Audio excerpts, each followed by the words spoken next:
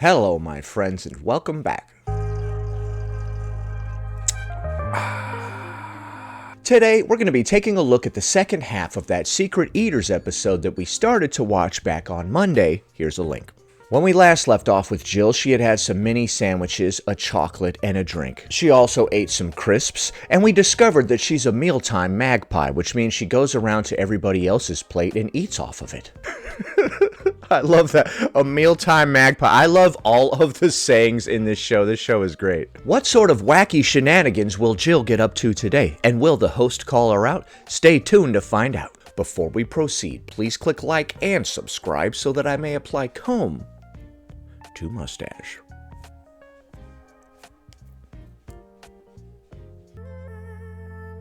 It was back to the house for more, but... What is she doing? Hold on. It was back to the house... Alright, you're getting too crazy now, Jill. You had a couple drinks, you come home and start dancing in the living room by yourself? House for more booze and still more food. Our sleuth spotted a takeaway arriving on the surveillance cameras and rushed off to the shop to get the details of the order. So the order they made was scampi and chips, a large cheeseburger and chips, a large burger no cheese with that chips. Okay, that's the whole order. Fantastic, thank you. They never do a very good job hiding anything on this show, right? Where's a good place to sneak off and eat this unhealthy food that I'm not supposed to be eating? How about over here? There we go. That's a very good secret place. Let's see. Where else could I eat secretly? How about here? Where else could I secretly eat that nobody would ever see me? Alright, so the mealtime magpie has gone out and ordered more takeaway after a night of already eating a bunch of crazy stuff. I feel like I should have been keeping track of this like a What I Eat Wednesday.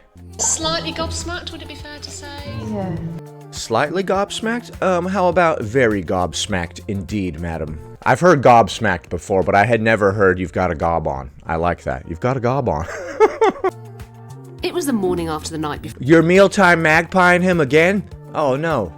and Jill kicked off the day with the second fried breakfast in less than 24 hours. We all know fry-ups are a fat fest, so now it's over to our resident expert to find out exactly how bad they can be. Oh my goodness, they are a fat fest, but luckily fat does not clog your arteries, and it doesn't make you fat, although it does have a lot of calories. I would recommend that if you're trying to lose weight that you don't cut fat from your diet. Cut something else that's less healthy, like sugar. What we've got here is an example of Jill's fry-up. Total amount of fat Okay, what is that thing in the middle bottom? What is that? is A slice off of a rotten sausage? meal is a staggering 75 grams. Now the average woman needs around 70 grams a day. That is a lot of fat. That's a bit excessive, I would say. So Jill is having more fat than she needs for the entire day. Unless she were on keto, then she could have way, way, way more fat and be just fine somehow. Also, there's 1,100 calories, and that's more than half her daily requirements just coming from this one meal. Yeah, but if she switched to keto, she could eat even more fat than that and still lose weight. How about that? So, isn't that interesting? Keto kind of disproves the whole fat is really bad for you thing.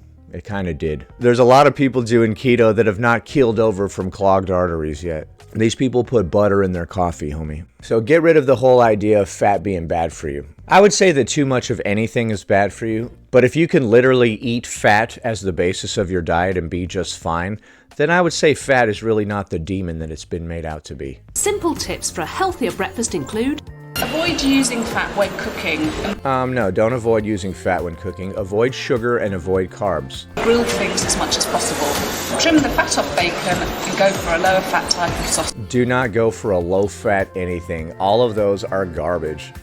Have a poached egg instead of a fried egg You can fry your egg, you'll be fine. and serve it with lots more vegetable. And you can use real butter. You don't have to mess around with vegetable oil. Use tallow or butter or animal fats. Such as baked beans, chopped tomatoes and grilled mushrooms.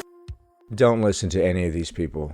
This program is giving a lot of bad dietary advice, like that old school dietary advice that demonized fat and salt, but said that sugar was just fine. After their fatty fry-up, our PI Cameron got wind of an outing to the local pub. What? You're going to the pub again? What the heck? Dude, isn't it like the middle of the day? Just 2 hours later, he found Jill tucking in again. Tucking in again. Jill, which probably means eating. How dare you? I've managed to get the receipt for their table. I managed to get the receipt for the table. Are we going to show the footage of him digging through the garbage to find that receipt? I would love to see it. She doesn't know, but I was just digging through the garbage to find her receipt. Oh, damn, dude, you guys are really committed. It's sesame chicken bites, Moroccan broth with a small baguette with quite a bit of butter. And It's not the butter that's doing you in, man. It's the baguette. also she had a pint of Coke. A pint of Coke. Oh my gosh. So, like, this was, I think, early in the morning, right? She stumbled into the pub for some early morning debauchery and alcohol, too, I'm guessing? I don't know. They didn't mention any drinks. Who goes to the pub just for the food? So you were sober eating pub food. What? When she stumbled in first thing in the morning, I was like, oh man, she's really got an alcohol problem. But it turns out she's really got a food problem. She didn't drink any alcohol at all. And this was your barbecue dinner on Saturday night. And more. You had a barbecue dinner, you went to the pub, you were dancing. Jill's food diary shows no changes to her eating habits at the weekend. Her food diary doesn't show any of this. Are you kidding? But our filming tells a different story. If you binge too, try weighing yourself daily. It'll help you monitor any fluctuations after a wild weekend. After you've had a weekend of eating like garbage, do you really need to weigh yourself? I can pretty much tell what the scale's gonna say, right? Although I guess it's good to confirm your suspicions. You're like, I feel like a total fat idiot. You step on the scale. Yeah, I was right. Thank you. Thank you for that. Oh, it's just hideous. It's weird. It's definitely weird that you were eating all of these things and not writing them down or having any sort of conscious memory about it. It's almost like you went into some sort of eating trance. It's like you were at a rave or something, just dancing.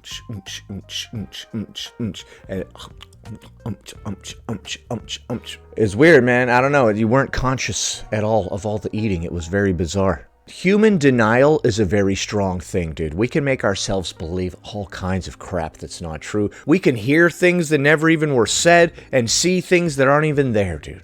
Thank you. I have been working out. Are you shocked at all? Well, I did know that that's what I was doing on Saturday, but... What? You don't recall putting all the food into your mouth, chewing it up, and digesting it? You especially don't recall the digesting part. I always remember how I digest my food, so that's weird. Oh, it just looks awful. So the grand total calorie intake for your Friday and Saturday binge Hold on, let me guess. 5,000. comes to... Do you want to take a guess? No. 5,000. Brendan Fraser, eat your heart out. Okay. Nearly 7,500. Woo! Damn, that's even more than I thought. Nearly 7,500 calories. Oh my God. Damn, Jill, what are you doing? Calories.